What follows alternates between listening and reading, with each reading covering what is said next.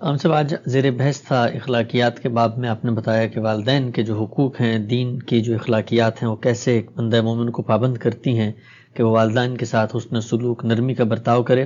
کچھ اطلاقی پہلو میں چاہتا ہوں آپ اس پر روشنی ڈالیں. ہم یہ دیکھتے ہیں کہ عام طور پہ جب والدین بوڑھے ہو جاتے ہیں تو مزاج میں بھی ایک چڑچڑاہٹ پیدا ہوتی ہے، ایک خود رائی پر اصرار، اور پھر ان معاملات میں دخل اندازی جن میں ان کا علم اس طریقے سے اپ ٹو ڈیٹ نہیں ہوتا. بچے عام طور پہ چڑے جاتے ہیں.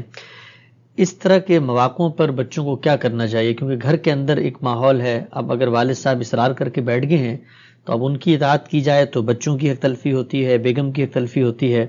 تو جہاں پر دوسروں کے حقوق تلف ہو رہے ہوں تو وہاں پر پھر والدین کے ان مزاج اور رویوں کو کیسے اکوموڈیٹ کر سکتے ہیں؟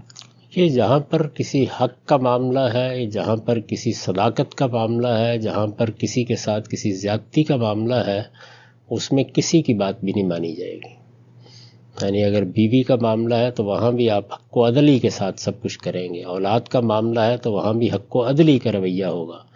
والدین چونکہ نا تربیت یافتہ بھی ہوتے ہیں، دین سے بیدار بھی ہوتے ہیں، دینی معاملات میں بھی اس طریقے سے ان کی نظر نہیں ہوتی.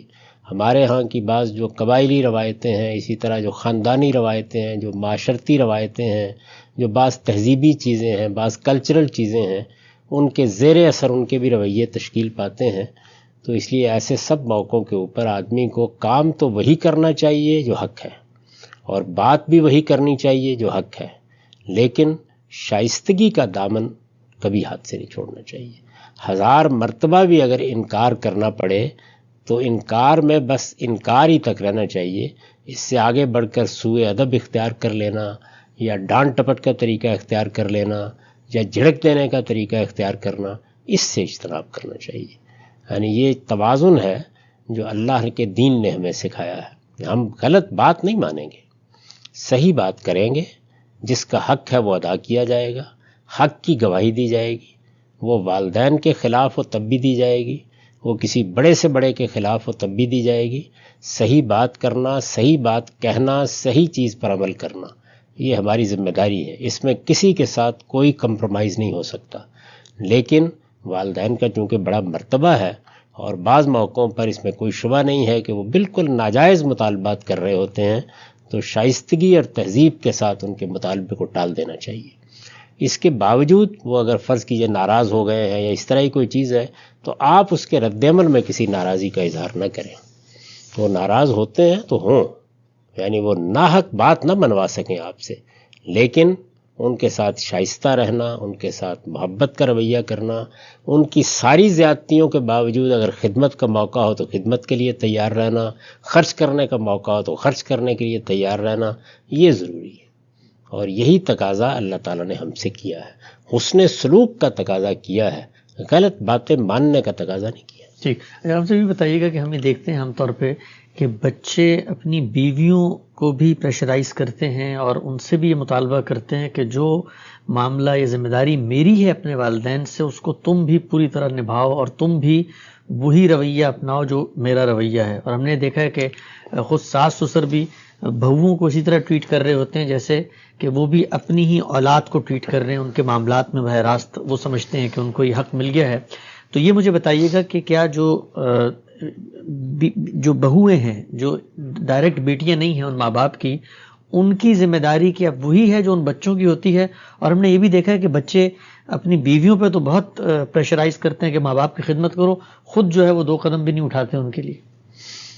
یہ بات یہ ہے کہ ان بیویوں کے اپنے والدین ہیں، یعنی وہ والدین کے بغیر تو دنیا میں نہیں آ گئی نا.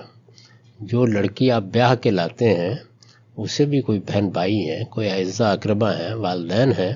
تو جو حقوق آپ کے والدین کے آپ پر عائد ہوتے ہیں وہ ان کے والدین کے ان پر عائد ہوتے ہیں. تو اس وجہ سے یہ کہنا کہ میرے والدین اب تمہارے والدین ہو گئے ہیں اور تمہارے والدین کی کوئی ذمہ داری تم پر عائد نہیں ہوتی، یہ بالکل اللہ تعالیٰ کے دین کی تعلیمات کے خلاف ہے.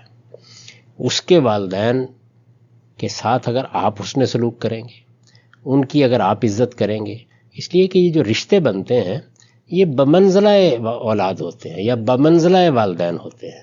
والدین تو نہیں بن جاتے. جیسے ہم کہتے ہیں کہ استاد بھی بمنزلہ باپ ہوتا ہے. تو بمنزلہ باپ ہونے کا مطلب یہ ہے کہ آپ اپنے والدین کے ساتھ یہ اہمیت ان کو بھی دیں گے، ظاہر ہے کہ یہ اہمیت باہمی ہوگی۔ اگر میں اپنی بیوی کے والدین کو عزت دیتا ہوں، اس کے بہن بھائیوں کو عزت دیتا ہوں، اس کے اعزاء اقربا کو عزت دیتا ہوں، میں ان کو بمنزلہ والدین سمجھتا ہوں، تو پھر مجھے توقع کرنی چاہیے کہ وہ بھی بمنزلہ والدین سمجھے۔ لیکن اگر میں خود ایسا نہیں کرتا تو پھر ظاہر ہے کہ مجھے بھی یہ مطالبہ نہیں کرنا چاہیے۔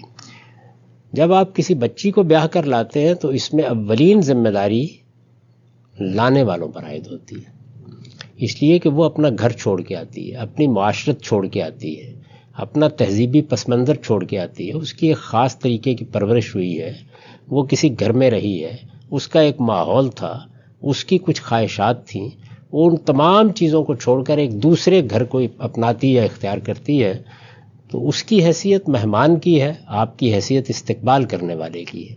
تو اس میں سب سے بڑھ کر تو ساس کو، سسر کو پہلے ماں باپ بن کے دکھانا چاہیے۔ جب وہ ماں باپ بن کے دکھائیں گے اور وہی رویہ اختیار کریں گے جو والدین اختیار کرتے ہیں، ماں باپ اختیار کرتے ہیں، تو پھر ظاہر ہے کہ توقع بھی کر سکتے ہیں۔ لیکن توقعات سے بالا تر رہ کر اپنے رویوں پر نظر رکھنی چاہیے، اپنے فرائض پر نظر رکھنی چاہیے۔ ہمارے دین نے اس ترتیب کو الٹ دیا ہے، یعنی موجودہ زمانے میں تو ہر چیز حقوق سے شروع ہوتی ہے، ہمارے ہاں ہر چیز فرائض سے شروع ہوتی ہے۔ یعنی والدین کی حیثیت سے میرے کیا فرائض ہیں، میری کیا ذمہ داریاں ہیں، مجھے وہ ادا کرنی ہیں۔ اب ظاہر ہے کہ اس کے مقابل میں اولاد کے بھی فرائض ہیں، ان کی بھی ذمہ داریاں ہیں، لیکن ان فرائض کا احساس اسی وقت پیدا ہوتا ہے جب ہم اپنے فرائض ادا کرتے ہیں۔ تو بڑوں کو آگے بڑھ کر شفقت سے، محبت سے سر پر ہاتھ رکھنا چاہیے، اپنی آغوش تربیت میں لینا چاہیے، غلطیوں پر پردہ ڈالنا چاہیے۔ اگر یہ سب کام کیے ہیں، ساس نے اور سسر نے کیے ہیں، تو پھر اس میں کوئی شک نہیں ہے کہ بڑی کوئی لئیم خاتون ہوگی کہ ان کے ساتھ بے عزتی کا سلوک کرے۔ ہو نہیں سکتا یہ، یعنی انسانی فطرت یہی تقاضا کرتی ہے کہ آپ نے جو کچھ کیا ہے آپ کو اس کا صلہ ملتا ہے۔ تو اللہ تعالیٰ سے دعا کرنی چاہیے کہ ہمیں اپنے فرائض کو پہچاننے کی توفیق حاصل ہو۔ ٹھیک ہے، ہم سب آخری پہلو ذرا میں چاہتے ہیں کہ آپ بات کریں۔ ہمارے عام طور پہ جب اس طرح کے موضوعات پہ بات کرتے ہیں تو کہا جاتا ہے کہ یہ بچہ شاید بے ادب ہے اور اپنے فرائض سے بھاگ رہا ہے، یا والدین کی ناقدری اور ناشکری کا پہلو اس میں نمایاں ہو رہا ہے۔ کیا آپ کو لگتا ہے کہ اس بات کی بھی ضرورت ہے کہ بوڑھے والدین خود بھی اس چیز کو سمجھیں کہ اپنے بڑھاپے کو انہوں نے خوش اسلوبی سے، احسن طریقے سے کیسے گزارنا ہے؟ اگر وہ بچوں کے گھروں پہ رہ رہے ہیں تو ان کی پرائیویسی، ان کی پرائیویٹ اسپیس، ان کو ٹائم دینا، ان کے اپنے فیملی کے بچوں اور بہوؤں کے آپس کے انٹریکشن کے لیے آپ ٹائم آؤٹ دیں اور خود اپنی لائف کو ایک پیٹرن میں لے کر آئیں۔ ہم عام طور پہ دیکھتے ہیں کہ جو بوڑھے حضرات ہیں، بڑھاپے میں پہنچ جاتے ہیں تو ان کی زندگی پھر اسی مطالبے ہی میں بسر ہو رہی ہوتی ہے کہ بچے نے میرے لیے کچھ نہیں کیا، میں نے تو اس کے لیے یہ کیا تھا، اور یہ شکوہ کناہ اور یہ نوحے میں وہ دنیا سے رخصت ہو جاتے ہیں، اور دنیا کو بھی یہ میسج جا رہا ہوتا ہے کہ بچہ تو بڑا ہی والدین بیزار ہے اور یہ والدین کی خدمت نہیں کرتا۔ تو کیا آپ کو لگتا ہے کہ کچھ بچوں کی تربیت تو ہم کرتے ہی ہیں، کچھ بڑوں کی بھی تربیت بوڑھوں کی بھی ہونی چاہیے کہ زندگی کے ان مراحل کو جب آپ دوسروں پہ منحصر ہو جاتے ہیں تو اپنے منصب کو سنبھال کر اپنے رول کو پہچانیں؟ یہ تو پہلے دن سے کرنا چاہیے۔ بچے پیدا ہوتے ہیں تو آپ کا رویہ اور ہوتا ہے، بچے لڑکپن کی عمر کو پہنچتے ہیں تو آپ کو دیکھنا چاہیے کہ اب ان سے معاملہ کیسے کرنا ہے۔ وہ جوان ہو گئے، ان کی شادی ہو گئی، ظاہرہ انہیں فیصلے کرنے ہیں، ان کی اپنی ایک زندگی وجود میں آ گئی ہے۔ تو جو لوگ بھی سمجھدار ہیں والدین میں سے، وہ ماں ہو باپ ہو، وہ اپنے رویے کو مسلسل تبدیل کرتے رہتے ہیں۔ یعنی وہ کون سا وقت تھا کہ جس میں ہر چیز ہم بچوں کی دیکھ رہے تھے، وہ کون سا وقت تھا کہ جس میں کچھ تنبیہ بھی کر رہے تھے، تادیب بھی کر رہے تھے، اب وہ کون سا وقت آیا ہے کہ جہاں سے محض مکالمہ ہی ہو سکتا ہے، بات ہی ہو سکتی ہے، اور وہ کون سا وقت ہے کہ جب ہم خود منحصر ہو کر رہ گئے ہیں۔ تو بڑھاپے کی عمر کو جب آپ پہنچ رہے ہوں تو اس سے بہت پہلے اپنے آپ کو تیار کر لینا چاہیے۔ یہ تو اللہ ہی کا فیصلہ ہے نا، کب آ جائے، کب اللہ تعالیٰ اٹھا لے۔ کچھ نہیں کہا جا سکتا کہ ناتوانی کا زمانہ گزارنا پڑے، کسی بیٹے کے ہاں رہنا پڑے، کسی بیٹی کے ہاں رہنا پڑے۔ تو اس لیے یہ ضروری ہے کہ آدمی بتدریج اپنے آپ کو ان مراحل کے لیے تیار کرتا رہے۔ وہ اگر تیار نہیں کرے گا تو اپنے لیے بھی خرابیاں پیدا کرے گا اور اپنے ماحول کے لیے بھی خرابیاں پیدا کرے گا۔ اور اس میں سب سے بڑی بات یہی ہے کہ جس وقت آپ کے بچے شعور کی عمر کو پہنچ جائیں تو آپ کوشش کریں کہ اب آپ زیرو مداخلت پر جائیں گے، یعنی اسی وقت یہ ہونا چاہیے۔ یہ صرف یہی نہیں کہ جب آپ بالکل بڑھاپے میں پہنچ گئے ان کے معاملے میں آپ کا رویہ اب توجہ دلانے کا، محبت سے بات کہہ دینے کا، مناسب موقع پر بات کہہ دینے کا، اس سے زیادہ نہیں ہونا چاہیے۔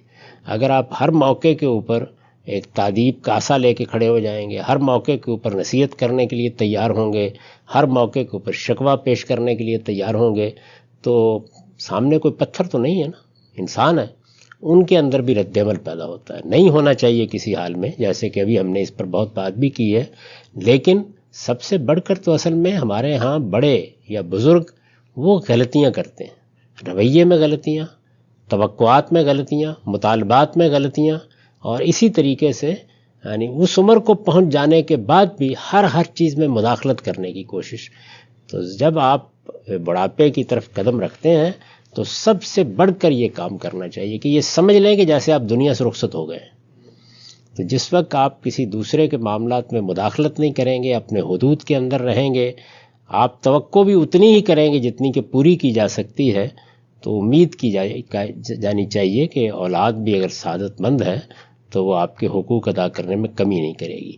یہ بار بار کی مداخلت، بار بار کی نصیحت، بار بار کی تادیب، بار بار کے شکوے، یہ اصل میں دوسروں کو چڑھا دیتے ہیں، تو اس سے اجتناب کرنا چاہیے۔